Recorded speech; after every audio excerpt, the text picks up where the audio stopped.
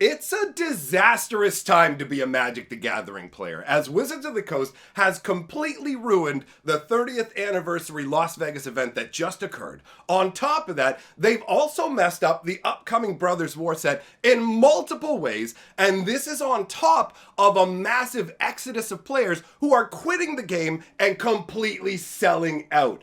Things are insane right now. Magic. History. I'm an old wizard! The Magic Historian. My bones hurt. Greetings, owners of fine luxury cardboard rectangles. I am the Pumpkin Prince. And there is no way on earth I am talking like that through the entire video. So, my friends, we have gathered to discuss the current state of Magic the Gathering, which can be summed up thusly. It's a travesty. What's going on right now is absolutely absurd. There's just all these compounding situations that are layering into this cake of abysmal sadness where a bunch of Magic players are saying, you know what? I'm packing my bags, son. In fact, I'm selling my bags. I'm selling my luggage. I'm never coming back. And they are jettisoning out of the game, right? So let us talk about what's happened over the last weekend. Now, I originally planned to do an entire video play-by-play of all the grievances that people had, but there are too many, and it's honestly too disheartening. So what I'm going to do is summarize what has happened. We're going to talk about all the things that have gone wrong, and then at the end, we're going to talk about a shining ray of hope, because that's what I personally need right now. Things feel very grim. Hopefully, being the Pumpkin Prince makes things a little more fun for you guys. I'm trying to keep it a little light because it's getting so heavy that even as the somewhat impartial newsman, it's weighing me down, son. I want Magic to be better. I want everybody to be having a good time. So, let's talk about what happened with the 30th anniversary. What it's supposed to be, obviously, is a massive celebration of Magic where everybody comes together and has a good time. The game has existed for 30 years. Let me tell you, as somebody who started the game way back in the mid-90s, nobody thought that Magic was going to last for decades. It was just like any other game. You played it, you had fun, but ultimately you move on to other things. But that clearly ain't the case. So Magic sticks around, it passes the test of time. Wizards of the Coast decides it's time to reopen in big fashion, right? We've seen them reduce all kinds of things in terms of gatherings, especially for the pro players and all that. So this is them swinging open the doors and saying, come on in, world, we're ready for Magic to kick back into full gear. And also, this is to signal to you what we can expect going forwards. Magic is here in big style. But then you end up with this scenario where it's absolutely a fiasco in the delivery of it. So basically, here's what happens. You have a situation where the command zone is this massive sprawling entity inside of the event. Now, to be able to access this command zone area, you had to have paid at least $350 for your ticket to the event. Not specifically to get into the command zone area, but still, you can't use this area unless you've spent at least $350. And the amount of people they expected to use this area was grossly exaggerated in their mind to the point where there are pictures showing this area where it is at most 25% full. Now, this is a problem because they didn't have space for a bunch of other things. Ultimately, this is just an area where you show up with your Commander decks, sit down and play Commander. That's it. All you've done is your $350 ticket that got you in the door also reserves you a spot to sit at these tables. But for people who are just here, oh, do you want to just play some games for fun with some other people who are here? Hit the bricks, loser. Give us some dollars, chump. So people are forced outside. They're forced into other locations to the point where they're going, yo, I actually had more fun playing at the bar down the street than I did at the venue. That's a bad sign, but it's a worse sign when it comes to actually getting into the events and playing them. The description of what's happened in these events are absurd. The idea that you would have to figure out how to run your own event as a player is mind-blowing. There are people describing going to play an event and the people in charge of running the event did not know how the event functioned and couldn't give them any guidance. So the people playing in the event had to do their own web searches and basically sort it out. It's like getting a board game with a bunch of friends for a board game night, and it's like, oh, we have to figure this out. Except you paid a whole bunch of money to come to a convention and paid to play in the event, and then you have to do the job of figuring out how to run the event yourself. You've got other accounts of people literally saying, yo, this event is supposed to be a Commander event, and the people running it going, no, it's one-on-one, and then making them play one-on-one, and the description online, like, it says Commander online, and they're still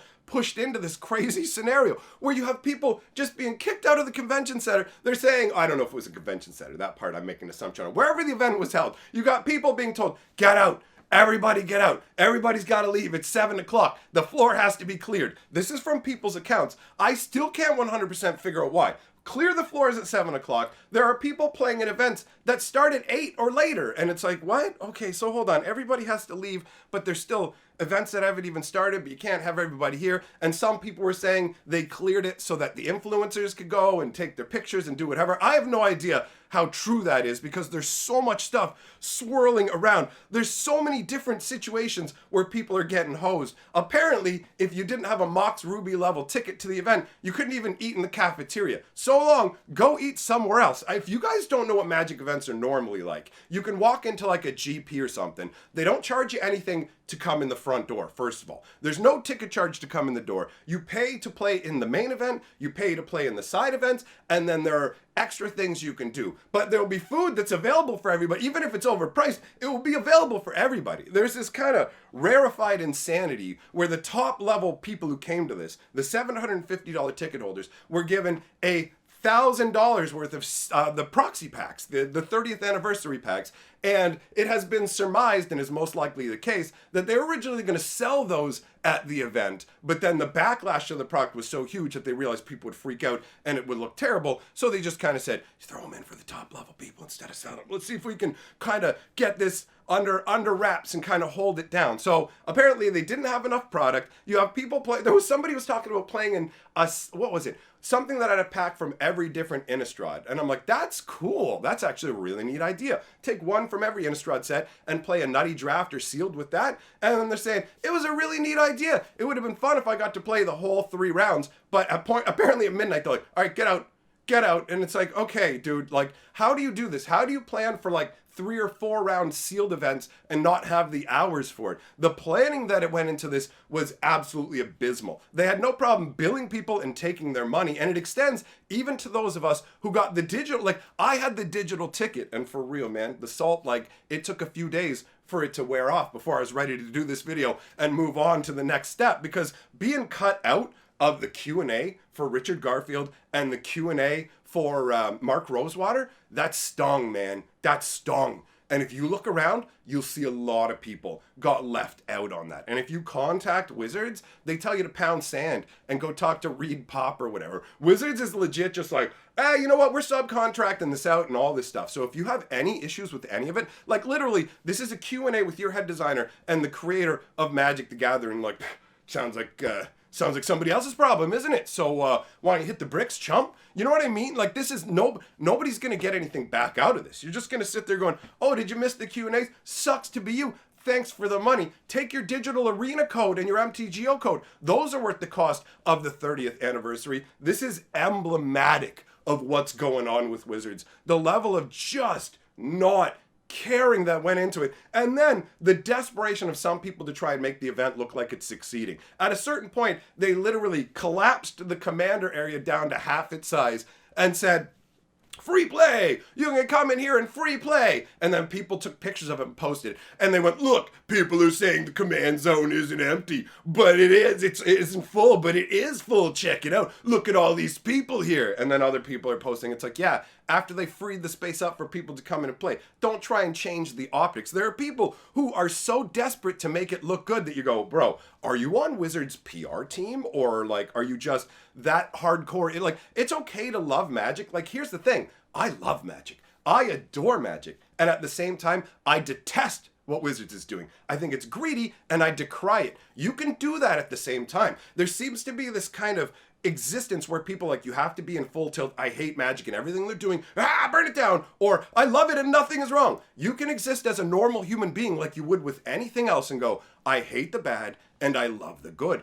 That's perfectly acceptable, okay? So that's enough in terms of talking about the MTG 30, because there's so much. There's more, guys. There's more. Maybe we'll do a more in-depth video, but I'll be real. There's just been so much going on that's been so negative that I need some good times. I need some positivity. We'll get to that. Let's move on to the Brothers War bad times so we can get on to focusing on the good times, because I'm stoked about that. So let's talk about Wizards and the Brothers War and how they've messed this up. Now, the first one is based on the story, okay? So, if you don't know, Wizards of the Coast released all the lore story chunklets, and they have all been digested. We all know the story now. And then, Wizards releases the cinematic trailer. So, the cinematic trailer is literally a completely different story. If you know the story at all, the Brothers War, in this one, it's like you show up and you're like, okay, what's Teferi doing? Teferi's like, run, run, run, let's go, let's go. And he gets where he's going, and then Johnny's there, and he's like, Johnny, hey man, Phyrex, you didn't mess up your homeland's Alfear. That's your fault, bro. And Teferi's like, nah, and boots him out a window, right? And Johnny's like, gah, gah, gah, gah, gah, gah, as he's falling through the air. He's like,